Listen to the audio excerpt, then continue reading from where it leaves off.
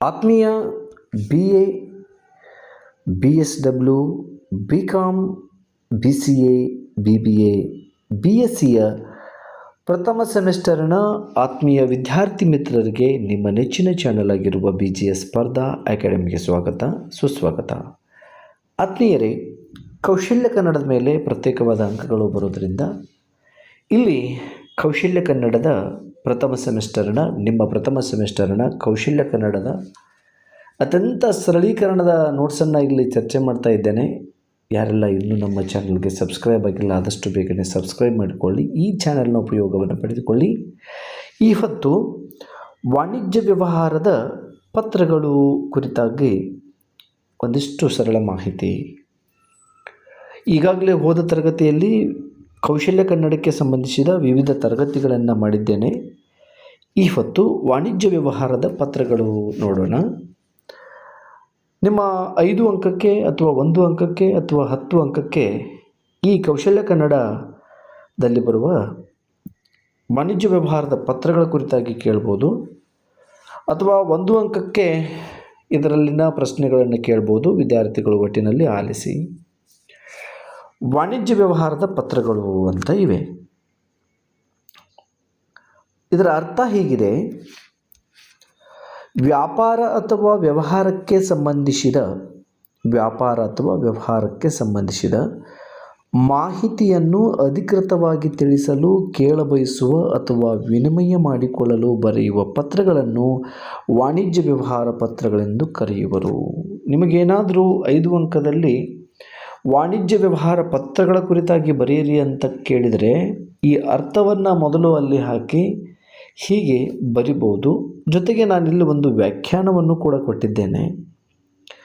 ವ್ಯಾಖ್ಯೆ ಏನು ಅಂತಂದರೆ, ವ್ಯಾಪಾರ, ಸರಕುಗಳ ಖರೀದಿ ಅಥವಾ ಮಾರಾಟ, ಪಾವತಿ, ಆದೇಶ, ದೂರು, ಮಾಹಿತಿ ಮುಂತಾದ ವ್ಯಾವಹಾರಿಕ ಉದ್ದೇಶಗಳಿಗಾಗಿ ಬರೆಯುವ ಅಧಿಕೃತ ಪತ್ರವನ್ನು ವಾಣಿಜ್ಯ ವ್ಯವಹಾರದ ಪತ್ರ ಎಂದು ಕರೆಯುವರು.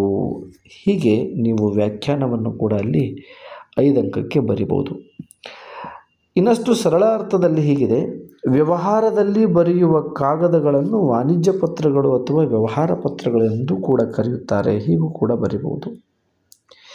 ಇದರ ವಿವರಣೆ ಹೀಗಿದೆ: ಇಂದು ವ್ಯವಹಾರದ ಪ್ರತಿನಿಧಿಯಾಗಿ, ವ್ಯವಹಾರದ ಮುಖ್ಯ ಸಾಕ್ಷಿಯಾಗಿ ಕಾರ್ಯನಿರ್ವಹಿಸುತ್ತದೆ. ಇದು ಯಾವುದು? ವಾಣಿಜ್ಯ ವ್ಯವಹಾರ ಪತ್ರ. ಇದು ವ್ಯವಹಾರದ ಪ್ರತಿನಿಧಿಯಾಗಿ, ವ್ಯವಹಾರದ ಮುಖ್ಯ ಸಾಕ್ಷಿಯಾಗಿ ಕಾರ್ಯನಿರ್ವಹಿಸುತ್ತದೆ. ಮೌಖಿಕವಾಗಿ ವ್ಯವಹರಿಸುವುದರಿಂದ ಯಾವುದೇ ಅಧಿಕೃತವಾದ ದಾಖಲೆಗಳು ಇರುವುದಿಲ್ಲ. ಬಾಯಿ ಮಾತಿನಿಂದ ವ್ಯವಹಾರ ಮಾಡೋಕ್ಕೆ ಹೋದರೆ ಅಧಿಕೃತವಾದ ಯಾವುದೇ ದಾಖಲೆಗಳು ನಮ್ಮಲ್ಲಿ ಇರೋದಿಲ್ಲ. ಆದರೆ ಅದನ್ನೇ ಪತ್ರದ ಮೂಲಕ ಮಾಡಿದರೆ ನಾವು ಇಂಥ ಪತ್ರ ದಾಖಲೆಗಳನ್ನು ಇಟ್ಟುಕೊಳ್ಳಬಹುದು. ಆದರೆ ಲಿಖಿತ ರೂಪದಲ್ಲಿ ಪತ್ರಗಳ ಮೂಲಕ ವ್ಯವಹರಿಸುವುದರಿಂದ ಅಧಿಕೃತವಾದ ದಾಖಲೆಗಳು ನಮಗೆ ಸಿಗುತ್ತವೆ. ಹಾಗಾದರೆ ಯಾರ ಮಧ್ಯೆ ಈ ಪತ್ರ ವ್ಯವಹಾರ ನಡೀತದೆ ಅಂತಂದರೆ, ವರ್ತಕ ಗ್ರಾಹಕ ಅಥವಾ ವರ್ತಕ ಅಥವಾ ವರ್ತಕ ಸಂಸ್ಥೆಗಳ ಅಥವಾ ಸಂಸ್ಥೆಗಳ ನಡುವೆ ಸಂಸ್ಥೆಗಳ ನಡುವೆ ನಡೆಯುವ ವ್ಯವಹಾರಕ್ಕೆ ವಾಣಿಜ್ಯ ಪತ್ರ ವ್ಯವಹಾರ ಎಂದು ಕರೆಯುವರು. ಈ ವ್ಯವಹಾರವನ್ನು ವಾಣಿಜ್ಯ ಚಟುವಟಿಕೆಯ ವಿಭಾಗವೆಂದೇ ಕರೆಯಲಾಗುವುದು. ಇದು ಕೂಡ ಇಂಪಾರ್ಟೆಂಟು. ವಾಣಿಜ್ಯ ಪತ್ರದ ವ್ಯವಹಾರದ ಅಧ್ಯಯನವು ಚಿಲ್ಲರೆ ಅಂಗಡಿಯವನಿಂದ ಹಿಡಿದು ಸರಕನ್ನು ಮಾರುವ ಅಥವಾ ಕೊಳ್ಳುವ ವ್ಯವಹಾರಕ್ಕೆ ನೆರವಾಗುವ ಬ್ಯಾಂಕ್, ವಿಮೆ, ಸಾರಿಗೆ ಸಂಸ್ಥೆ, ಪಾಲುದಾರರ ಸಂಸ್ಥೆಗಳವರೆಗೆ ಹಬ್ಬಿದೆ. ಪತ್ರದ ಚಲಾವಣೆಯಿಂದ ಹಣದ ಚಲಾವಣೆ, ಸರಕುಗಳ ಚಲಾವಣೆಗಾಗಿ ವ್ಯಾಪಾರ ವೃದ್ಧಿಯಾಗಲು ಸಾಧ್ಯವಾಗುತ್ತದೆ. ಹೀಗೂ ಕೂಡ ಇಲ್ಲಿ ಬರಿಬಹುದು: ಜಗತ್ತಿನ ಒಂದು ಮೂಲೆಯಲ್ಲಿ ಕುಳಿತು ವ್ಯಕ್ತಿ ಇನ್ನೊಂದು ಮೂಲೆಯಲ್ಲಿರುವ ವ್ಯಕ್ತಿಗಳೊಡನೆ ವ್ಯವಹರಿಸಲು ಈ ವಾಣಿಜ್ಯ ಪತ್ರಗಳು ನಮಗೆ ಸಹಾಯಕ್ಕಾಗ್ತವೆ. ಪತ್ರ ವ್ಯವಹಾರದಿಂದಲೇ ಅಂದರೆ ಜಗತ್ತಿನ ಯಾವುದೇ ಒಂದು ಮೂಲೆಯಲ್ಲಿ ಕುಳಿತು ಇನ್ನೊಂದು ಮೂಲೆಯಲ್ಲಿರುವ ವ್ಯಕ್ತಿಯೊಡನೆ ವ್ಯಾವಹಾರಿಕ ವ್ಯವಹಾರಗಳನ್ನು ಕುದುರಿಸಿಕೊಳ್ಳುವುದು ಈ ವಾಣಿಜ್ಯ ಪತ್ರಗಳ ಮೂಲಕವೇ ಎಂದರೆ ಇದು ಅತಿಶಯೋಕ್ತಿಯಾಗಲಾರದು. ಆದುದರಿಂದಲೇ ವಾಣಿಜ್ಯ ಪತ್ರಗಳನ್ನು ವ್ಯಾಪಾರಿ ಪ್ರತಿನಿಧಿಗಳು, ಇದು ಭಾಳ ಇಂಪಾರ್ಟೆಂಟ್, ಇದನ್ನು ಈ ವರ್ಡನ್ನು ನೀವು ಪರೀಕ್ಷೆ ಅಥವಾ ಪೇಪರ್ನಲ್ಲಿ ಬರೆದಿದ್ದೆ ಆದರೆ ನಿಮಗೆ ಅಧಿಕವಾದ ಅಂಕ ಸಿಗ್ತವೆ. ವ್ಯಾಪಾರಿಯ ಪ್ರತಿನಿಧಿಗಳು ಅಂತ ಇವುಗಳನ್ನು ಕರಿಬೋದು. ವ್ಯಾಪಾರದ ಜಗತ್ತಿನ ರೂವಾರಿಗಳು ಅಂತಲೂ ಕೂಡ ಕರಿಬೋದು, ಅಥವಾ ವ್ಯಾಪಾರಿಯ ಮಾನಸಿಕ ಚಟುವಟಿಕೆಯ ಭಾಗ ಅಂತಲೂ ಕೂಡ ಕರಿಬೋದು, ಅಥವಾ ವ್ಯಾಪಾರಿಗಳ ಸಂಬಂಧದ ಸೇತುವೆ ಅಂತ ಕರಿಬೋದು, ಅಥವಾ ಮೂಕ ರಾಯಭಾರಿಗಳು ಅಂತಲೂ ಕೂಡ ಕರಿಬೋದು. ನಿಮಗೆ ಇಷ್ಟವಾದ ವರ್ಡನ್ನು ನೀವು ಪರೀಕ್ಷೆಯಲ್ಲಿ ಬರಿಬೋದು. ಇನ್ನು ವಾಣಿಜ್ಯ ವ್ಯವಹಾರ ಪತ್ರದ ಪ್ರಮುಖ ಲಕ್ಷಣಗಳು ಹೆಂಗಿರ್ತವೆ ಅನ್ನೋದನ್ನು ಇಲ್ಲಿ ನೋಡಿ, ಲಕ್ಷಣಗಳನ್ನು ಕೂಡ ಕೊಟ್ಟಿದ್ದೇನೆ. ಇವು ನಿಮ್ಮ ಪುಸ್ತಕದಲ್ಲಿ ಇಲ್ಲ, ಆದರೂ ಕೂಡ ನಾನು ಇವುಗಳನ್ನು ಹುಡುಕಿ ಬೇರೆ ಬೇರೆ ಪುಸ್ತಕಗಳನ್ನು ಹುಡುಕಿ ಇಲ್ಲಿ ನಿಮಗೆ ನೋಟ್ಸನ್ನು ಕೊಟ್ಟಿದ್ದೇನೆ. ಒಬ್ಬರಿಂದ ಇನ್ನೊಬ್ಬರಿಗೆ, ಒಂದೆಡೆಯಿಂದ ಇನ್ನೊಂದೆಡೆಗೆ ಲಿಖಿತ ರೂಪದಲ್ಲಿ ವಿಷಯಗಳನ್ನು ತಲುಪಿಸುವುದಾಗಿದೆ. ಇವು ಒಬ್ಬರಿಂದ ಇನ್ನೊಬ್ಬರಿಗೆ ನೋಡಿ, 1ನೇ ಪಾಯಿಂಟ್ ಸಿಗಿದೆ. ಒಬ್ಬರಿಂದ ಇನ್ನೊಬ್ಬರಿಗೆ, ಒಂದೆಡೆಯಿಂದ ಇನ್ನೊಂದೆಡೆಗೆ ಲಿಖಿತ ರೂಪದಲ್ಲಿ ವಿಷಯಗಳನ್ನು, ವಾಣಿಜ್ಯ ವ್ಯವಹಾರಕ್ಕೆ ಸಂಬಂಧಿಸಿದ ವಿಷಯಗಳನ್ನು ತಲುಪಿಸುವುದಾಗಿದೆ. ಮುಂದೆ, ಸಮಾಜ ಸೇವೆಗಾಗಿ ವ್ಯಕ್ತಿಗಳು ಮತ್ತು ಸಂಸ್ಥೆಗಳು ನಡೆಸುವ ಪತ್ರ ವ್ಯವಹಾರ ಸಾರ್ವಜನಿಕ ಪತ್ರ ವ್ಯವಹಾರದ ಗುಂಪಿಗೆ ಸೇರಿರುತ್ತದೆ. ಸಾರ್ವಜನಿಕ ವಾಣಿಜ್ಯ ವ್ಯವಹಾರದ ಪತ್ರಕ್ಕೆ ಸೇರಿರುತ್ತದೆ.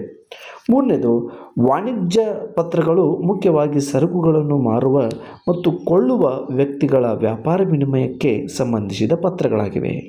ನಾಲ್ಕನೇದು, ವ್ಯವಹಾರದ ಜಗತ್ತಿನ ಒಂದು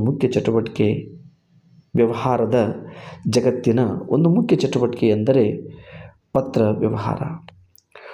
ಇನ್ನೊಂದು 5ನೇ ಪಾಯಿಂಟು, ಒಂದು ಉದ್ಯಮದ ಕಲಾಪಗಳು ನಡೆಯುವುದು ಬಹಳ ಮಟ್ಟಿಗೆ ಪತ್ರ ವ್ಯವಹಾರದ ಆಧಾರದ ಮೇಲೆಯೇ. ಪ್ರತಿದಿನವೂ ಒಂದು ಸಂಸ್ಥೆಗೆ ಹಲವು ಪತ್ರಗಳು ಬಂದೇ ಬರ್ತದೆ. ಇನ್ನು ಮುಂದಿನ ಅಂಶಗಳು, ವಾಣಿಜ್ಯ ಪತ್ರವನ್ನು ಬರೆಯುವಾಗ ಗಮನಿಸಬೇಕಾದ ಅಂಶಗಳು. ಇದನ್ನು ಕೂಡ ನಿಮ್ಮ ಪರೀಕ್ಷೆಯಲ್ಲಿ ಈ ವರ್ಡನ್ನು ಅಥವಾ ಈ ಅಂಶಗಳನ್ನು ಹಾಕಿ ಬರೆದಿದ್ದೆ ಆದರೆ ನಿಮಗೆ ಅಧಿಕವಾದ ಅಂಕಗಳು ಸಿಗ್ತವೆ. ಏನೇನಿರ್ತದೆ ಅಂತಂದರೆ, ಶಿರೋನಾಮೆ, ತಂತಿ, ದೂರವಾಣಿ, ಪತ್ರ ಸಂಖ್ಯೆ, ದಿನಾಂಕ, ಒಳವಿಳಾಸ, ಗೌರವ ಸಂಬೋಧನೆ, ವಿಷಯ ಸೂಚಿ, ಉಲ್ಲೇಖ, ಪತ್ರದ ವಿಷಯ, ವಂದನಾಪೂರ್ವಕವಾದ ಮುಕ್ತಾಯ, ಸಹಿ ಪದನಾಮ, ಅಡಕಗಳು, ಹೀಗೆ ಎಲ್ಲವನ್ನು ಇದು ಒಳಗೊಂಡಿರ್ತದೆ. ಆಮೇಲೆ ವಾಣಿಜ್ಯ ವ್ಯವಹಾರ ಪತ್ರದಲ್ಲಿ ಹಲವು ವಿಧಗಳಿವೆ. ಇಲ್ಲಿ ನಿಮ್ಮ ಪಠ್ಯಪುಸ್ತಕದಲ್ಲಿ ಒಂದನ್ನೇ ಕೊಟ್ಟಿದ್ದಾರೆ, ಅದು ವಿಚಾರಣಾ ಪತ್ರ ಅನ್ನುವಂಥದ್ದು ಒಂದನ್ನೇ ಕೊಟ್ಟಿದ್ದಾರೆ. ಆ ವಿಚಾರಣಾ ಪತ್ರದ ಮೇಲೆ ನೀವು 5 ಅಂಕಕ್ಕೆ ಪ್ರಶ್ನೆಗಳನ್ನು ಕೇಳ್ಬೋದು. ಯಾವ್ಯಾವ ವಿಧಗಳಿವೆ ಅಂತಂದರೆ, ವಾಣಿಜ್ಯ ವ್ಯವಹಾರ ಪತ್ರಗಳಲ್ಲಿ ಹಲವು ವಿಧಗಳು. ಒಂದು, ವಿಚಾರಣಾ ಪತ್ರ, ಆದೇಶ ಪತ್ರಗಳು, ವಿಚಾರಣಾ ಪತ್ರಗಳು, ಆದೇಶ ಪತ್ರಗಳು, ಪರಾಮರ್ಶನಾ ಪತ್ರಗಳು, ಆಕ್ಷೇಪಣಾ ಪತ್ರಗಳಂತಿವೆ. ಇವು ಕೂಡ ನಿಮಗೆ ಪರೀಕ್ಷೆಯಲ್ಲಿ ಕೇಳ್ಬೋದು. ಹಾಗಾದರೆ ವಿಚಾರಣಾ ಪತ್ರ ಅಂತಂದರೆ ಏನು? ಇಲ್ಲಿ ಅದರ ವಿವರಣೆ ಕೊಟ್ಟಿದ್ದೀನಿ ನೋಡಿ. ವಾಣಿಜ್ಯ ವ್ಯವಹಾರ ಪತ್ರದಲ್ಲಿ ಮೊದಲನೆಯ ಹೆಜ್ಜೆ ಅಂತಂದರೆ ಅದು ವಿಚಾರಣಾ ಪತ್ರ. ಮೊದಲನೇ ಹೆಜ್ಜೆಗಳಾಗಿ ಬರುವುದು ವಿಚಾರಣಾ ಪತ್ರಗಳು. ಗ್ರಾಹಕನು ಮಾರಾಟ ಸಂಸ್ಥೆಯಿಂದ ಅಗತ್ಯವಾದ ವಿವರಗಳನ್ನು ಪಡೆಯುವ ಉದ್ದೇಶದಿಂದಲೇ ಏನಾದರೂ ಒಂದು ಕೆಲಸವಾಗಬೇಕೆಂದು ಕೋರಿ ಬರೆಯುವ ಪತ್ರಗಳೇ ವಿಚಾರಣಾ ಪತ್ರಗಳು. ಇದು ಬಹಳ ಮುಖ್ಯ. ವಿಚಾರಣಾ ಪತ್ರ ಅಂದರೆ ಏನು ಅಂತಂದು ಕೇಳಿದರೆ ಇದನ್ನು ಬರಿಬೋದು. ಗ್ರಾಹಕನು ಮಾರಾಟ ಸಂಸ್ಥೆಯಿಂದ ಅಗತ್ಯವಾದ ವಿವರಗಳನ್ನು ಪಡೆಯುವ ಉದ್ದೇಶದಿಂದಲೇ ಏನಾದರೂ ಒಂದು ಕೆಲಸವಾಗಬೇಕೆಂದು ಕೋರಿ ಬರೆಯುವ ಪತ್ರಗಳೇ ವಿಚಾರಣಾ ಪತ್ರಗಳು. ಇವು ವ್ಯವಹಾರದ ಪೆಟ್ಟಿಗೆಯನ್ನು ತೆಗೆಯುವ ಕೀಲಿ ಕೈಗಳಾಗಿವೆ.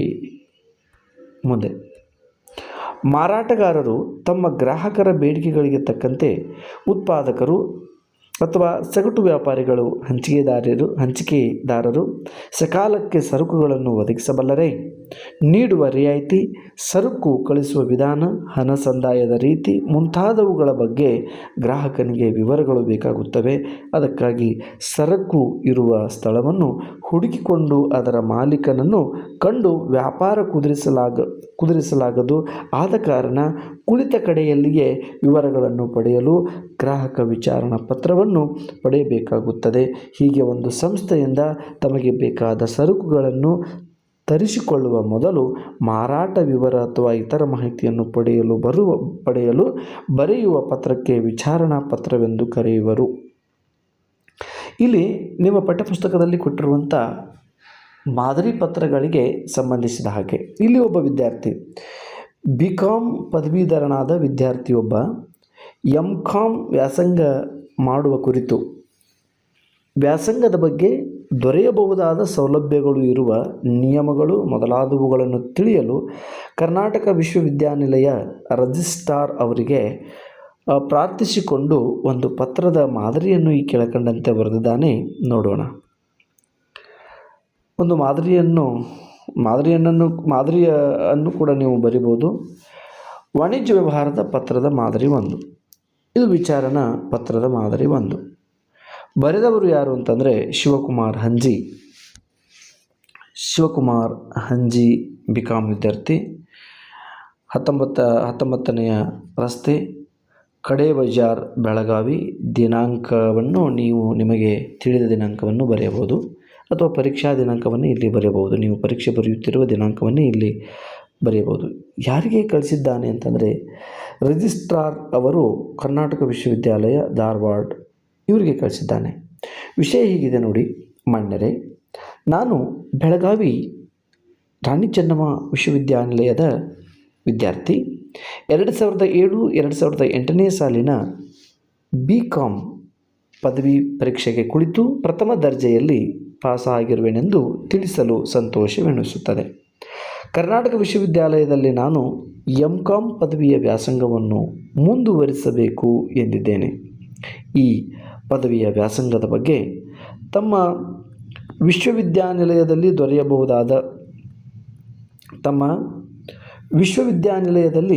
ದೊರೆಯಬಹುದಾದ ಸೌಲಭ್ಯಗಳ ವಿದ್ಯಾರ್ಥಿ ವೇತನ, ಹಾಸ್ಟೆಲ್, ಪಠ್ಯಕ್ರಮ ಮೊದಲಾದವುಗಳ ಬಗ್ಗೆ ವಿವರಗಳನ್ನು ತಿಳಿಸಬೇಕೆಂದು ತಮ್ಮ ವಿಶ್ವವಿದ್ಯಾನಿಲಯದ ನಿಬಂಧನಾ ಸೂಚಿ ಪ್ರತಿಯೊಂದನ್ನು ಪ್ರಾಸ್ಪೆಕ್ಟಸ್ ಅಂತೇನು ಕರಿತೀವಲ್ಲ ಅದನ್ನು ಕಳಿಸಿಕೊಡಬೇಕೆಂದು ಪ್ರಾರ್ಥಿಸುತ್ತೇನೆ.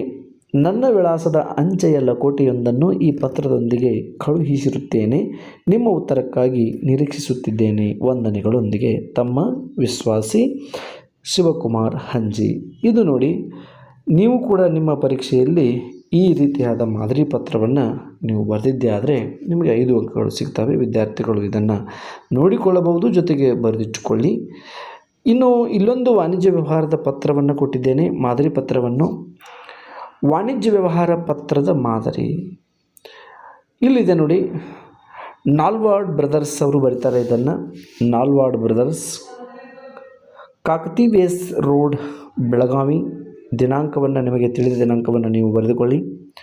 ಇವರು ಸಮಾಜ ಪುಸ್ತಕಾಲಯ, ಶಿವಾಜಿ ಬೀದಿ, ಧಾರವಾಡ ಇವರಿಗೆ ಬರೀತಾ ಇದ್ದಾರೆ. ವ್ಯವಸ್ಥಾಪಕರು ಸಮಾಜ ಪುಸ್ತಕಾಲಯ, ಶಿವಾಜಿ ಬೀದಿ, ಧಾರವಾಡ ಇವರು ಬರೆದ ಒಂದು ಪತ್ರ ಹೀಗಿದೆ.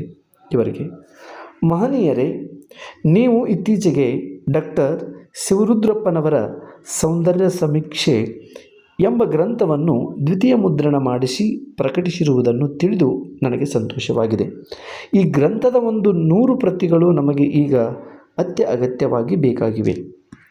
ಆದ ಕಾರಣ ತಾವು ಈ ಬಗ್ಗೆ ಕೊಡಬಹುದಾದ ರಿಯಾಯಿತಿ ಮತ್ತು ಸರಬರಾಜು ಮಾಡುವ ವಿಧಾನಗಳನ್ನು ನಮಗೆ ಜರೂರು ತಿಳಿಸಬೇಕಾಗಿ ವಿನಂತಿ.